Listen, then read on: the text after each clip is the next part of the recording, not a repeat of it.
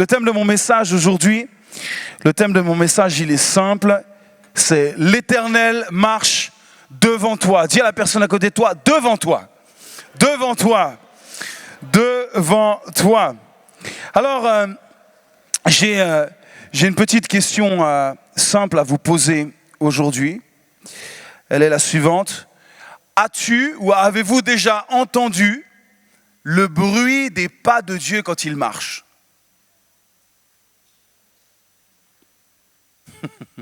Drôle de question, hein? Est-ce que nous avons déjà entendu les bruits des pas de Dieu quand il marche? As-tu déjà entendu les bruits des pas de Dieu quand il marche au sommet des arbres? Ah, c'est pire que les mathématiques, là. Là, il y a 0%. Et pourtant, prenons un texte ensemble dans 2 Samuel chapitre 5.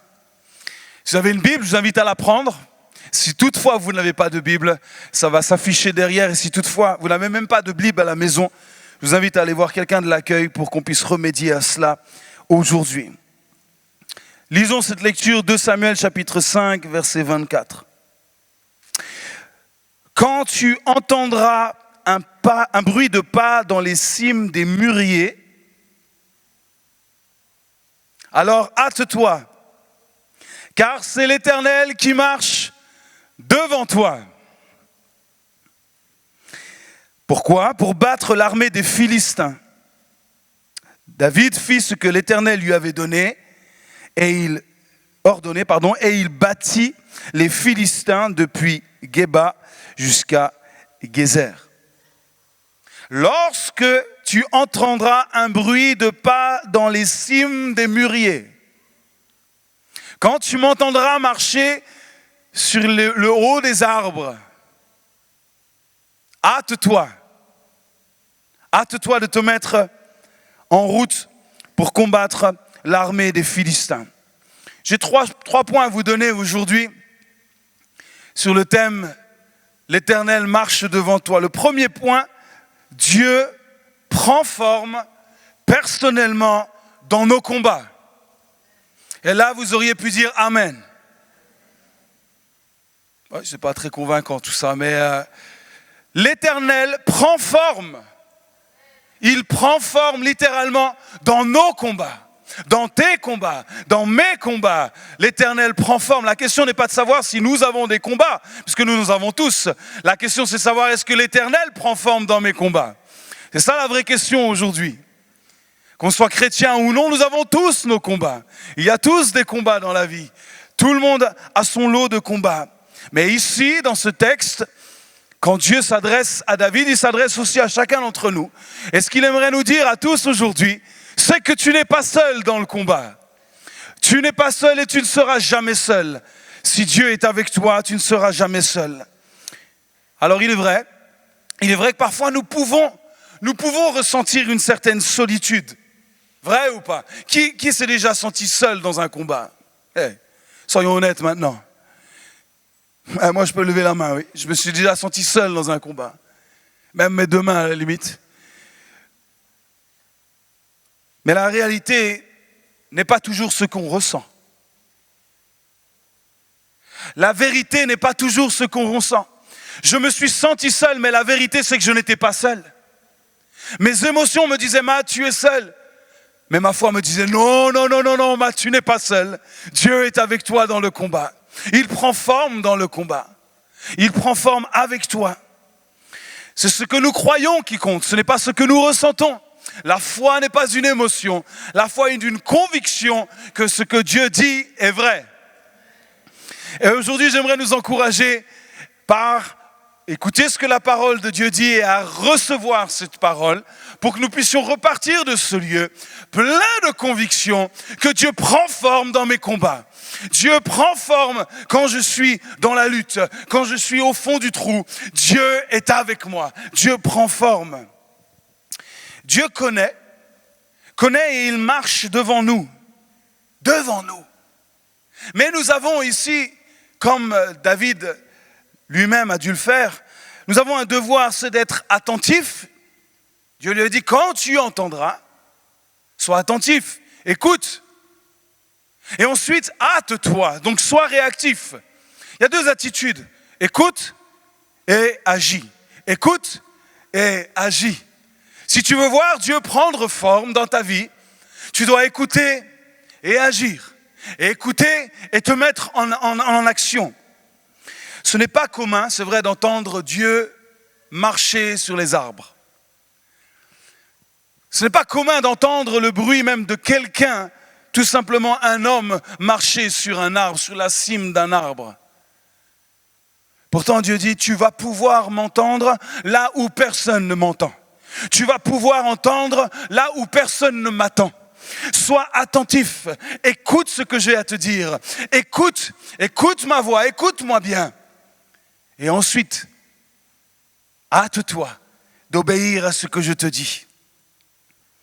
J'aimerais te dire et nous dire aujourd'hui que la voix de Dieu saura se distinguer parmi les autres voix si nous sommes attentifs. Elle saura se distinguer. Et on sait que quand on est dans les luttes et dans les combats, qu'est-ce qui se passe? On entend plein de choses. On entend nos cœurs qui crient, nos émotions, nos pensées crient parfois. On entend tellement de choses. Et là, Dieu dit à David, fais taire tout ça. Silence à cela. Écoute-moi. Sur la cime des arbres, je vais marcher. Fais silence pour enfin m'écouter. Je crois que Dieu est toujours prêt à nous parler. Mais sommes-nous toujours prêts à faire silence pour entendre sa voix? Je crois que Dieu parle constamment. Je crois que Dieu est toujours en train de nous adresser des mots, toujours en train de nous parler.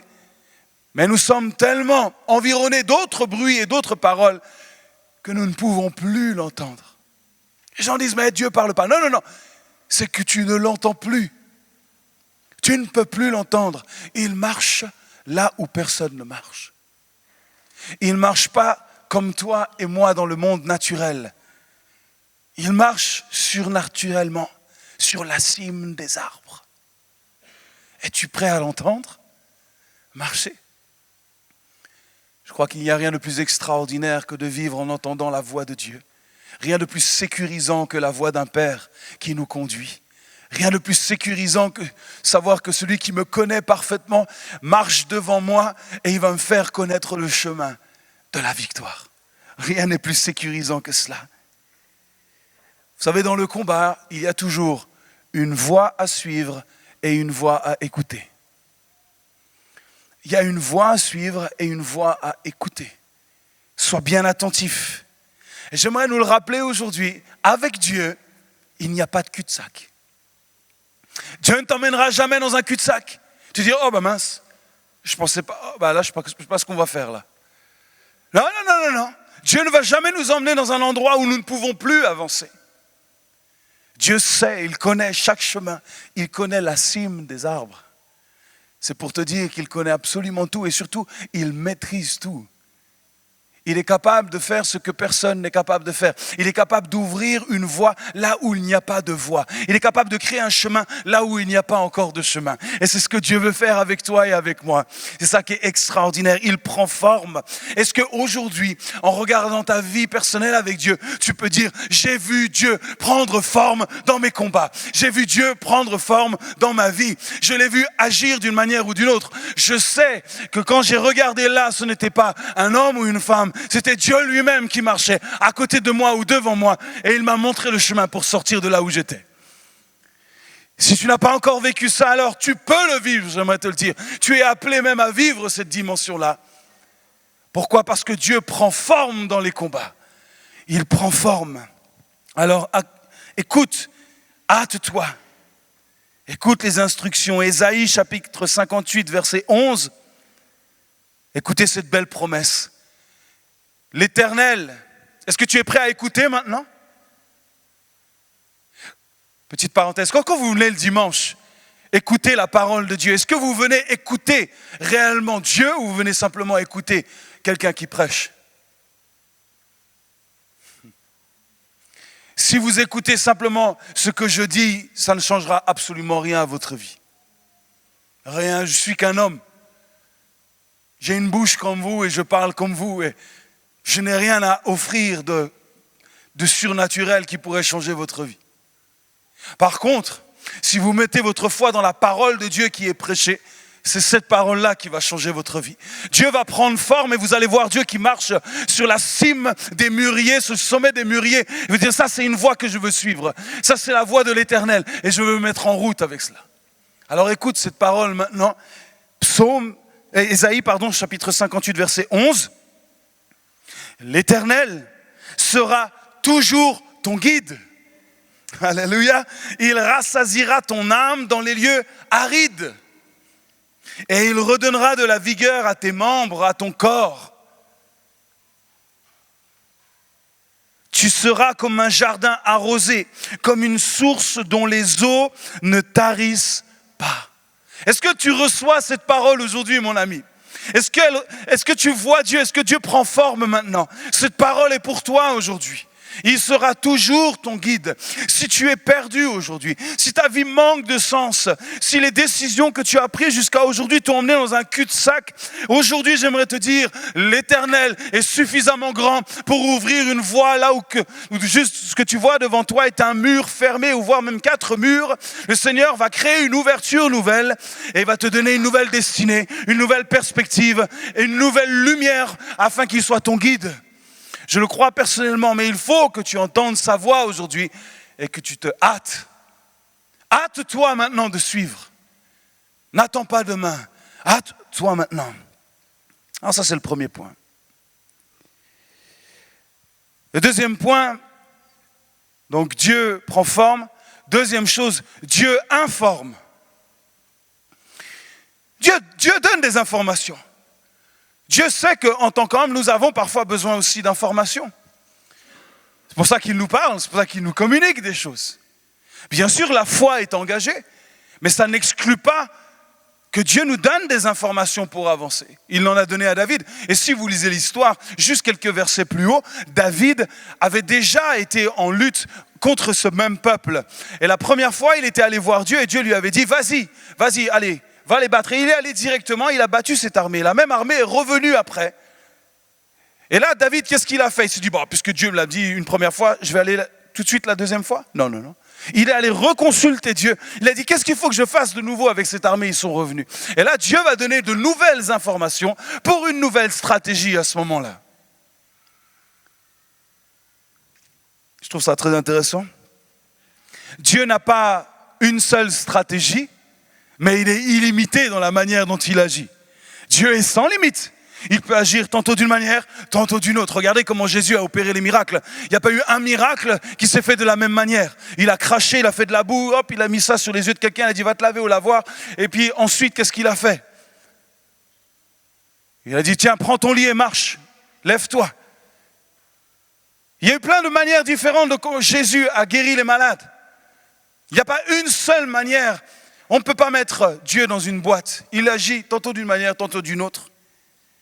Il a plusieurs stratégies, mais il a un seul objectif. Et écoute, cet objectif pour toi et moi aujourd'hui, son seul objectif dans les combats, c'est la victoire.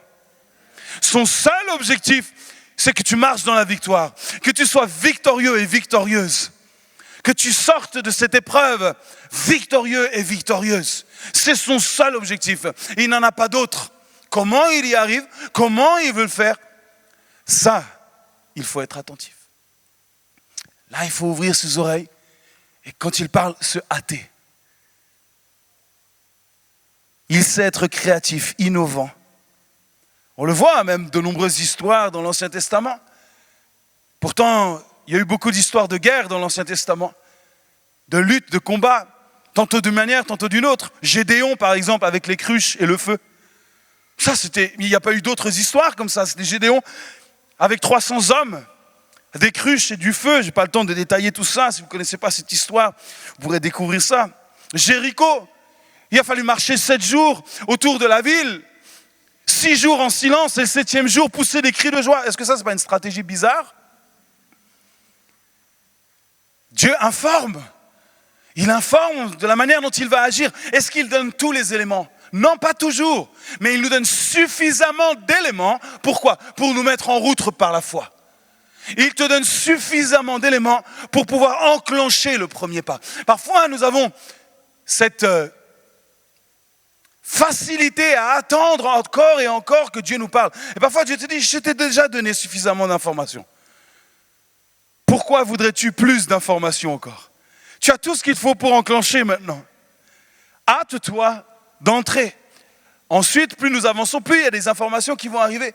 Mais nous avons déjà suffisamment aujourd'hui pour pouvoir avancer. Moïse avec son bâton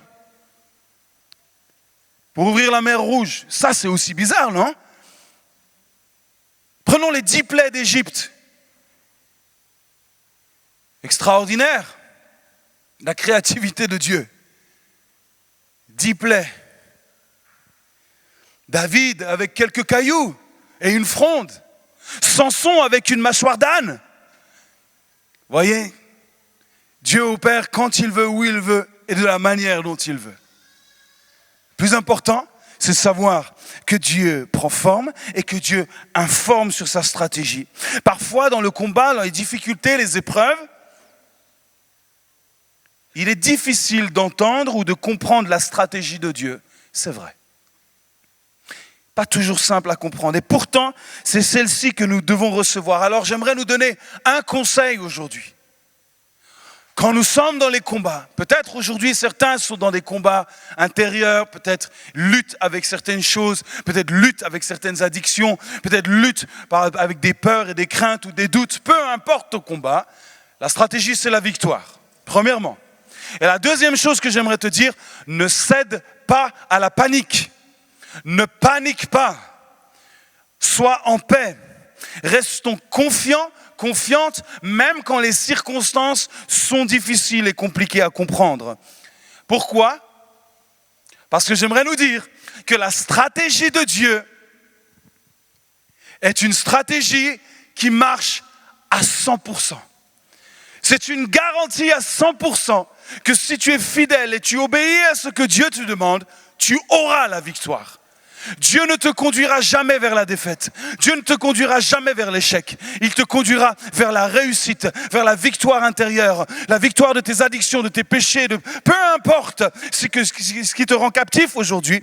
Dieu est un Dieu de victoire. Dieu n'est pas un Dieu qui hésite, un Dieu qui parfois échoue, sinon il ne serait plus Dieu. Il est Dieu parce qu'il gagne toujours. Il gagne toujours. Et nous sommes du bon côté, les amis. Je donne tout ce que j'ai aujourd'hui, mais il va falloir que vous m'aidiez un peu.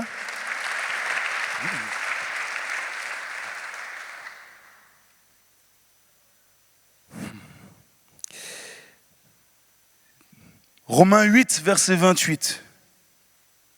Nous savons du reste que toute chose, donc toute chose, ça veut dire toute chose. Ok? Donc n'essayez pas de dire oui, mais si. Non, il y a toute chose. Concourt au bien de ceux qui aiment Dieu. De ceux qui sont appelés selon son dessein. Toute chose concourt au bien. La victoire, c'est bien. On est fait pour être victorieux. Nous avons été choisis, aimés, choisis par grâce pour vivre la grâce d'être victorieux. Et c'est une grâce de marcher dans la victoire, de vivre dans la victoire. C'est même la définition de la grâce. La grâce, c'est la victoire. Vivre une vie victorieuse, oui, pour tous ceux qui ont été choisis par amour et qui aiment Dieu et qui sont appelés selon ses desseins.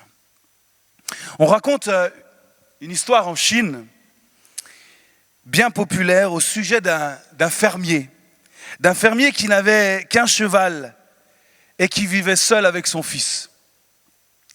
Puis un jour, le cheval renverse la clôture, prend la fuite en direction des montagnes. Quelle malchance, lui dirent les voisins. Oh là là, t'as vraiment pas de chance, vraiment pas de bol. Puis ce fermier va répondre, mais pourquoi donc? Quoi donc? Comment pouvez-vous affirmer que c'est vraiment de la malchance? Qu'est-ce qui vous fait dire que c'est de la malchance? Le jour suivant, le cheval fut de retour à la ferme en compagnie d'une douzaine de chevaux sauvages. Ainsi, le fermier se trouvait maintenant en possession de 13 chevaux. Les voisins viennent voir ce fermier et tout excités lui dire « Mais quelle chance n'avez-vous pas ?» Puis le vieillard, le fermier, va leur dire « Mais qu'en savez-vous? Qu'est-ce que vous savez là-dessus ?» Quelques jours plus tard, le fils du paysan fut frappé par l'un de ses chevaux sauvages. Et il en a eu la jambe fracturée. Les voisins se présentèrent encore une fois et dirent « Mais quelle malchance! Vous voyez, il y a toutes sortes de gens qui viendront dans votre combat, pas toujours avec les bonnes choses. Des gens proches parfois, qui ne viennent pas avec les bonnes paroles. Mais quel dommage, mais quelle malchance! » Et à nouveau, le vieillard répondit, mais qu'en savez-vous, vous? 2 semaines après cet accident, un agent du gouvernement vint dans le village, recruter pour l'armée tous les jeunes gens valides. Les hommes de ce hameau durent livrer bataille sur le front et aucun d'eux ne revint. Mais le fils du cultivateur échappa à la mort grâce à sa jambe fracturée. Qu'en savez-vous? J'aimerais vous dire aujourd'hui que les combats que vous avez aujourd'hui vous préparent pour les victoires de demain. Les combats que vous avez aujourd'hui vous préparent pour un avenir glorieux. Peut-être vous ne le voyez pas, mais l'Éternel est votre guide. Soyez confiants en sa parole, pas en ce que les gens autour peuvent vous dire parfois, qui va à l'opposé, qui pourrait vous faire douter, qui pourrait vous emmener dans une situation de crainte ou de peur. Non. Sur votre vie, sur votre front, il y a marqué victoire. Il y a marqué victoire, victorieuse, victorieux, grâce, fils et filles du Dieu Tout-Puissant.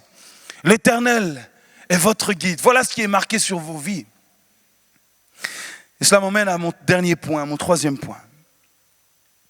Donc, premier point, Dieu prend forme. 2e point, Dieu informe. Et le 3e point, Dieu performe. Dieu performe dans nos combats. Il performe dans nos combats. Il dira à David, je marche devant toi. Vous voyez comment Dieu s'implique dans nos combats? Je marche devant toi, je suis là. Je suis là avant toi, même ne t'inquiète pas, je veille. Je sais tout ce qui se passe. Et j'aimerais continuer dans Romains 8. Lisez Romains 8 à la maison. Oh, si vous voulez marcher dans la victoire, lisez l'épître aux Romains. Qui nous séparera de l'amour du Christ? Sera-ce la tribulation ou l'angoisse? Allô, écoutez bien. Dieu est conscient de tout ce qui traverse nos cœurs et nos vies. La tribulation, l'angoisse, la persécution, la faim, la peur de manquer, la peur de ne pas avoir à manger demain. La nudité, la peur de ne pas avoir de vêtements suffisamment. Le péril, la peur de la mort. Ou l'épée. La peur d'un accident soudain. Selon qu'il est écrit, c'est à cause de toi qu'on nous met à mort tout le jour. Qu'on nous regarde comme des brebis destinées à la boucherie. Mais, dans toutes ces choses, nous sommes plus que vainqueurs. Par celui qui nous a aimés, nous sommes plus que vainqueurs. Car j'ai l'assurance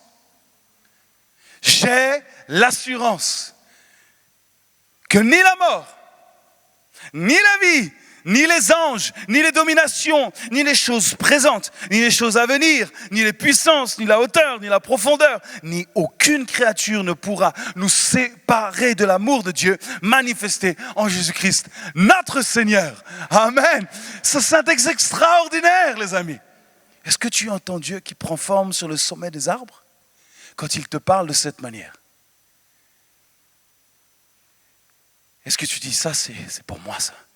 Ça, c'est la stratégie de Dieu pour moi. Ni la mort, ni la vie, ni les persécutions, ni la faim, ni rien du tout ne pourra me séparer de l'amour de Dieu.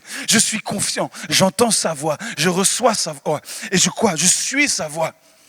Je me hâte de vivre ma vie chrétienne avec assurance.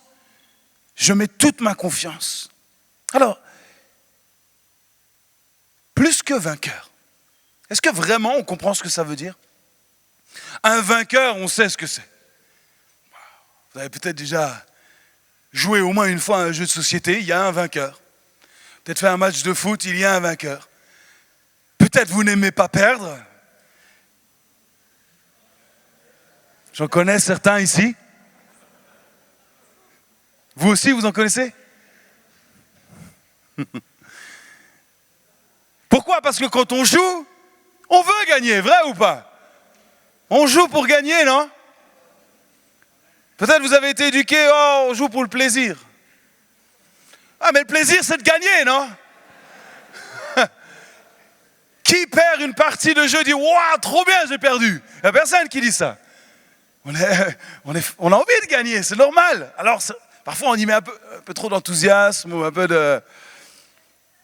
Mais on a tous envie de gagner, parce que c'est en nous, on a envie d'être vainqueur. Mais plus que vainqueur, qu'est-ce qui peut définir quelqu'un qui est plus qu'un vainqueur ? Ça veut dire quoi ça ? Marc, ça veut dire quoi ? Tu es un plus que vainqueur. Ça veut dire quoi ? Jean-Pierre, plus que vainqueur, qu'est-ce que ça veut dire ? Je crois que, réfléchissant un petit peu là-dessus, en méditant sur ce texte, et le texte de Romains 8, qu'est-ce que nous voyons ? C'est que la victoire nous est donnée. C'est lui qui performe. C'est lui qui combat. Et il nous donne la victoire. Nous n'avons pas eu à combattre. Et là, il y a une révélation importante qu'il faut que beaucoup saisissent aujourd'hui. La victoire est déjà acquise. Elle est déjà acquise, mais il fait de nous des plus que vainqueurs. Qu'est-ce que cela veut dire ? Il nous donne quoi ? Oui, la victoire, ça c'est vrai.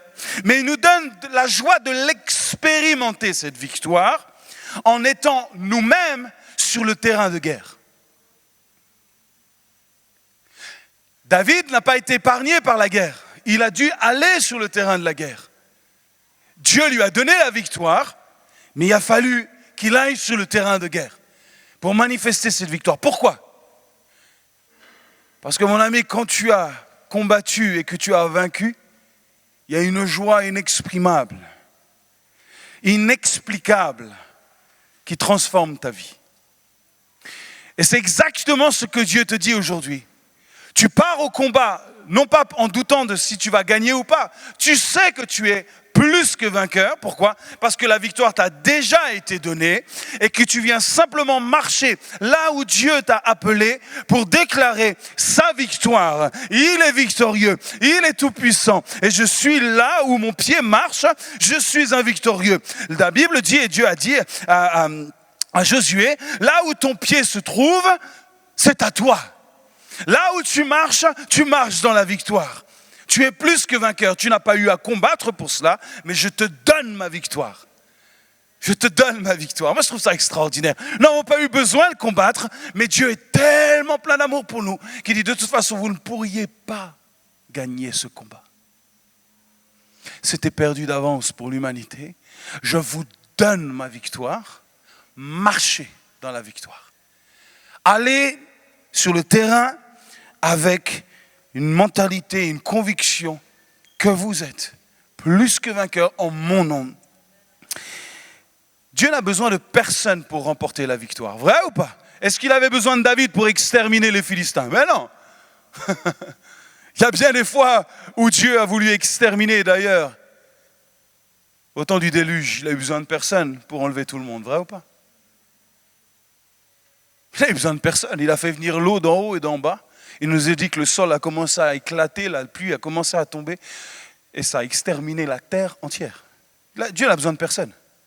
Mais puisqu'il nous aime tellement, et il sait qui nous sommes, il sait que nous avons besoin d'expérimenter de grandes choses, il sait que nous avons besoin de vivre cela, alors il nous fait vivre sa victoire, il nous fait traverser les moments difficiles de notre vie, mais avec la tête haute et la conviction qu'il est toujours vainqueur.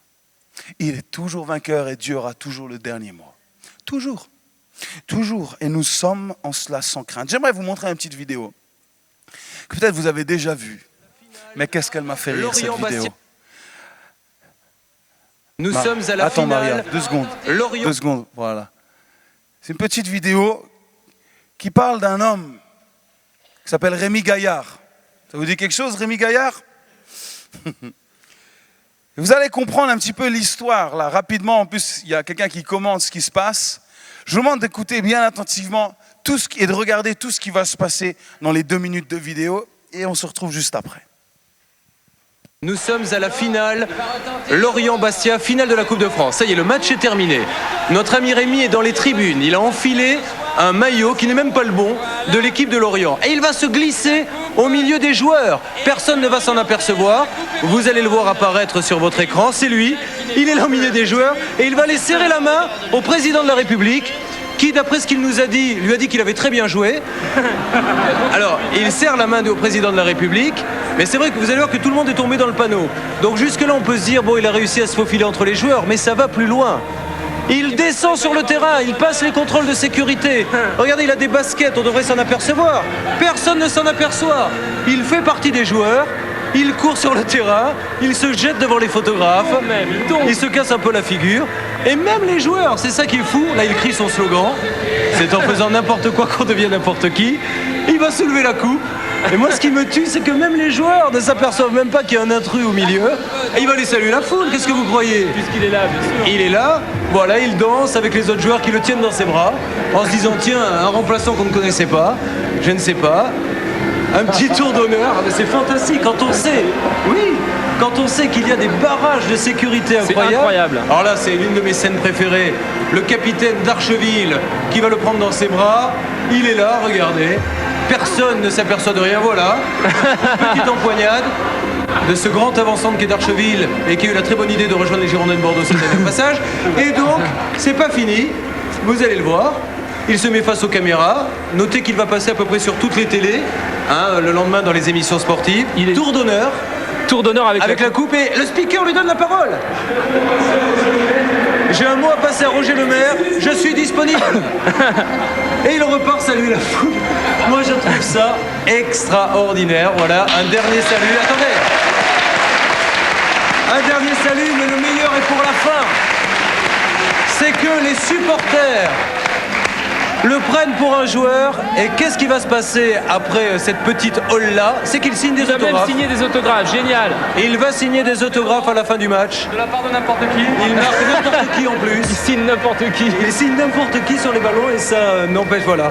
Comme quoi avec du culot, hein, on peut faire vraiment n'importe quoi. Bravo Rémi. Ah, c'est génial. Alors là, on peut être tous unanimes que là, il mérite rien, ce gars-là. Juste le culot lui permet d'être là. Mais en gros, il n'a rien fait. Il est de loin pas le plus que vainqueur. Il n'a rien fait si ce n'est que simplement se déguiser et puis réussir un beau coup quand même. Ça, c'est magnifique. On peut lui accorder cela. Mais j'aimerais nous dire, nous, aujourd'hui, nous ne combattons pas pour la victoire. Nous ne combattons pas pour cela, mais grâce à Jésus, nous sommes légitimes de la recevoir. Nous ne combattons pas pour la victoire. Écoute bien cela, ça va changer ta vie si tu comprends cela. Si tu comprends qu'aujourd'hui tu n'es pas appelé à combattre ce que Jésus a déjà combattu pour toi. Il l'a fait. Mais ce qu'il te demande aujourd'hui, c'est de l'aimer et de croire en lui et de recevoir pleinement ses victoires pour faire de toi un plus que vainqueur. De marcher dans la victoire que tu n'as pas obtenue, mais qui t'a été donnée par grâce et par grâce seule. C'est ce que Jésus est venu faire ici-bas. Il est venu vaincre le monde, le péché, l'ennemi, Satan. Il l'a exposé en grand public et il nous a donné sa victoire. Et aujourd'hui, il veut que nous puissions marcher dans cette victoire tous les jours de notre vie. Alors, 1 Corinthiens chapitre 15, verset 57 nous dit: mais que Dieu soit remercié, lui qui nous donne la victoire par notre Seigneur Jésus. Que Dieu soit remercié. C'est pour ça que quand on découvre qui est Jésus, nous avons envie de remercier Dieu et de louer Dieu. Et c'est ce qu'on va faire dans quelques instants. On va louer Dieu et remercier Jésus pour cette victoire qu'il nous a donnée. Si tu réalises la victoire qui t'a été donnée, je crois que ta louange va changer. Oh, tu vas aimer simplement entrer dans la présence de Dieu et de le remercier pour tout ce qu'il a accompli pour toi. Parce qu'il a tout accompli pour toi. Absolument tout accompli pour toi. Rien n'a été oublié. Tout a été vaincu et gagné d'avance pour toi. Et il fait de toi aujourd'hui un plus que vainqueur. Saisis-toi de cette victoire. L'Éternel marche devant toi alors que Dieu soit remercié, qu'il soit loué. Il a performé cette victoire, mais il t'a donné la victoire. Il a performé pour toi. Performé pour toi. Aurélien, viens. Approche-toi, Aurélien. Vous savez ce que Dieu a fait? Il a vu Aurélien, il s'est dit: Aurélien, tout seul, il peut faire des choses, mais il y a des victoires qu'il ne pourra jamais obtenir tout seul. Il est trop limité. Non, ce n'est pas péjoratif. En tant qu'homme, il est trop limité. Parce qu'il y a des combats qui sont au-delà de ses forces. Il y a des choses qu'il ne pourra pas faire tout seul. Vaincre le péché tout seul, ce n'est pas possible. Vaincre la maladie tout seul, ce n'est pas possible. Avoir une vie stable, équilibrée, pleine d'amour, une réussite dans tout ce qu'il entreprend. Il peut avoir certaines réussites, mais tout réussir, ça c'est compliqué. C'est pour ça que quand Dieu a tant aimé Aurélien, il a dit: je ne peux pas le laisser comme cela.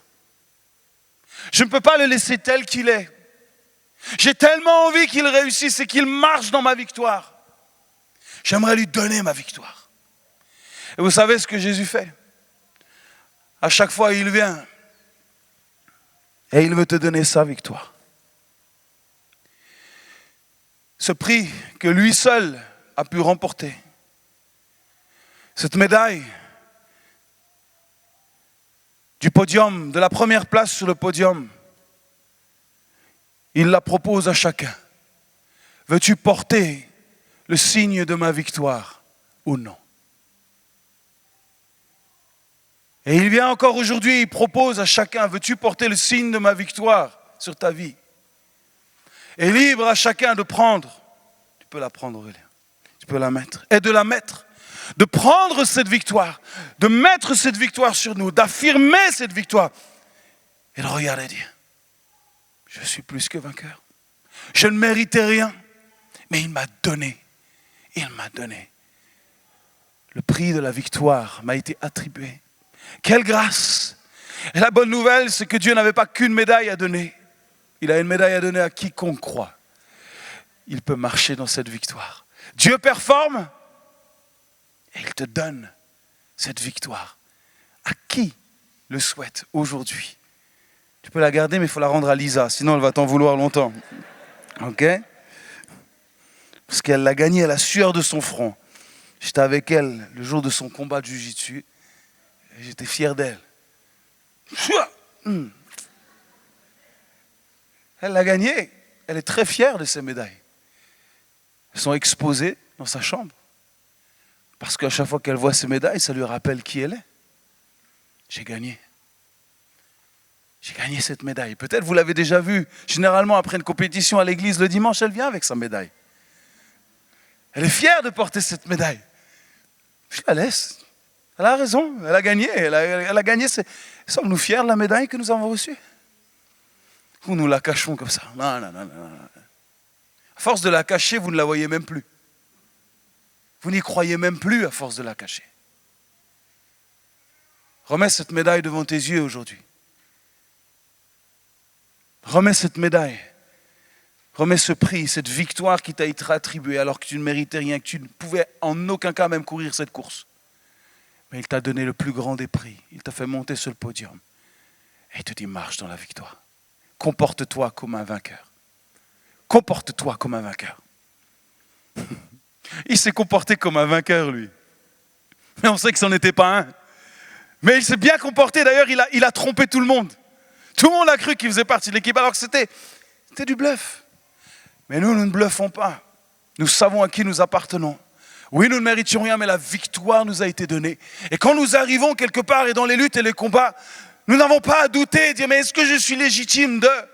Oui, tu es légitime. Il t'a donné cette victoire. Il t'a donné cette médaille. Tu portes le nom du Seigneur sur toi. Il t'a oint pour annoncer les bonnes nouvelles. Il a mis sa présence en toi. Il t'a rempli de sa présence et de son esprit pour que tu puisses marcher victorieux. Amen.